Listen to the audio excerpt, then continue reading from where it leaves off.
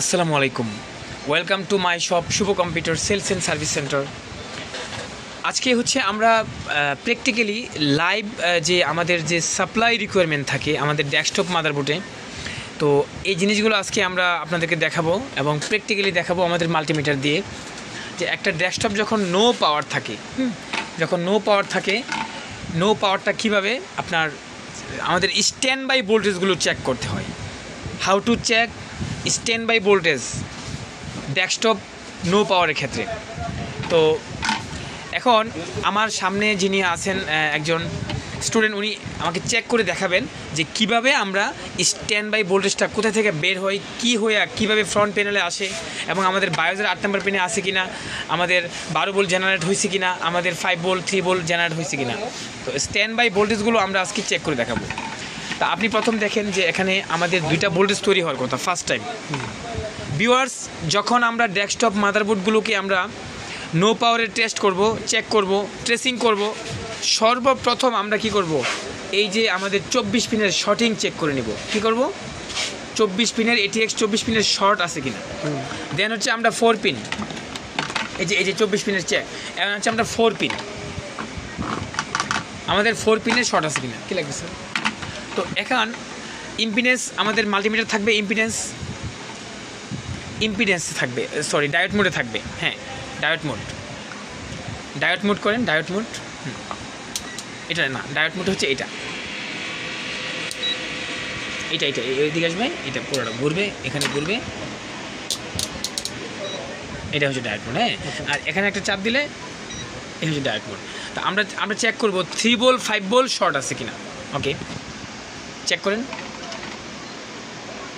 3 volt হচ্ছে এই পাশ থেকে, দেখেন এই যে এখানে এভাবে লাগছিল না, দেখেন অরেঞ্জ কালারটা হচ্ছে কি ভোল্ট, 3 ভোল্ট। এই দেখেন, তাহলে 3 ভোল্ট কোনটা? এই পাশ থেকে। হ্যাঁ, 1 2 3টা। কালোটা কি? কালোটা তো গ্রাউন্ড। লালটা কি? 5 ভোল্ট। লালটা 5 ভোল্ট। হ্যাঁ, তাহলে আমরা দেখবো তো, দেখি এখানে 3 ভোল্ট 5 ভোল্ট শর্ট আছে কিনা। শর্ট নেই। ওকে ফাইন, এরপরটা দেখেন 16 নম্বর শর্ট নেই। হ্যাঁ, আচ্ছা, তাহলে আমাদের স্ট্যান্ড বাই এবং 3 ভোল্ট 5 ভোল্ট দেখেন, লালটা 4 নম্বর শর্ট নেই। তার মানে কি আমাদের ATX 24 পিনে কোনো শর্ট নেই। এবার হচ্ছে আমরা কি দেখবো, ATX 4 pin, the BRM section, short নেই। এই পাশে দেখেন শর্ট নেই। যদি শর্ট থাকতো তাহলে আমাদের গ্রাউন্ডের সাথে কী করতো, বিফ করতো। তাইলে আমাদের ডেস্কটপ মাদারবোর্ড নো পাওয়ারের ক্ষেত্রে কিভাবে চেক করতে হয় স্টেপ বাই স্টেপ আমরা লাইভ প্র্যাকটিক্যালি ক্লাস দিচ্ছি, রাইট? এবার হচ্ছে আমরা ATX 24 পিন কানেক্ট করব। আমাদের পাওয়ার সাপ্লাই লাগানো আছে, সুইচ অন করা আছে, উপরে ডিল করো। আর এটা হচ্ছে আমাদের 4 পিন লাগান। এখন দেখেন তো যে আমাদের যে 5 ভোল্ট আর PS1 যেটা, এটা কি আমাদের আসছে কিনা। এই যে এটা এখানে ভোল্টেজটা আসছে কিনা, এই যে পাতা কালারটা দেখেন।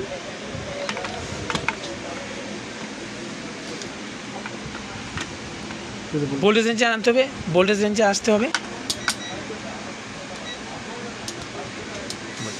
ডিল করো ওনার সাথে, আসছে 5 ভোল্ট ইজ প্রেজেন্ট। তার মানে আমাদের PS1 5 ভোল্ট। আর আমাদের স্ট্যান্ড বাই ভোল্টেজ থাকবে কোথায়? এই দেখেন কত আছে, 5 ভোল্ট আছে, 5 ভোল্ট ইজ প্রেজেন্ট।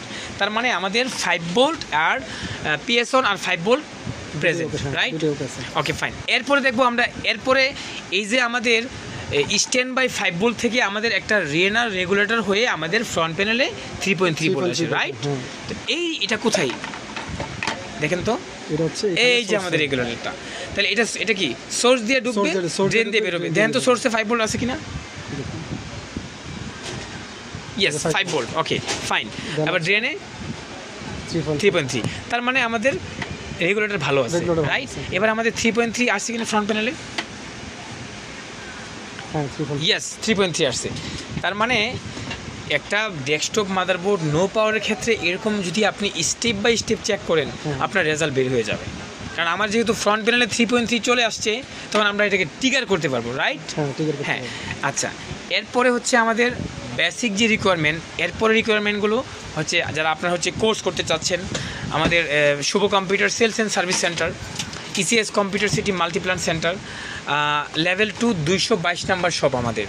যারা হচ্ছে ডেস্কটপ এবং laptop basic to advance chip লেভেলের কোর্স করতে চাচ্ছেন, তাদের জন্য হচ্ছে এই ভিডিওটি। আপনারা কোনো 3 মাসের আমাদের এই কোর্সে আপনারা ল্যাপটপ এবং ডেস্কটপ রিপেয়ার করতে পারবেন ইনশাআল্লাহ, যদি আপনারা আমাদেরকে টাইম দিতে পারেন। This is the practical workshop.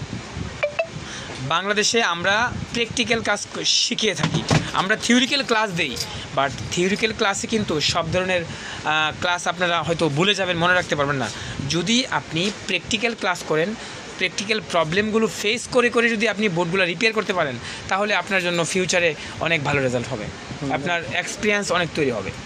তো আজকে আমাদের একজন স্টুডেন্ট আসছে, যিনি হচ্ছে ফার্স্ট রতন ভাই। আমাদের উনি অনেক ভালো মনের একজন মানুষ, আমাদের এখানে আমার ভিডিও দেখছি ইউটিউবে।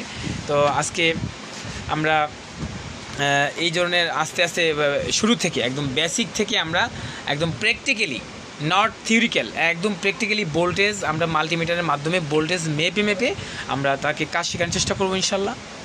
কিছু বলবেন নাকি? আচ্ছা, ঠিক আছে, ওকে, ফাইন। ঠিক আছে ভিউয়ার্স, ভালো থাকবেন, ইনশাল্লাহ দেখা হবে আবার কোনো একটা ভিডিওতে। ধন্যবাদ সবাইকে।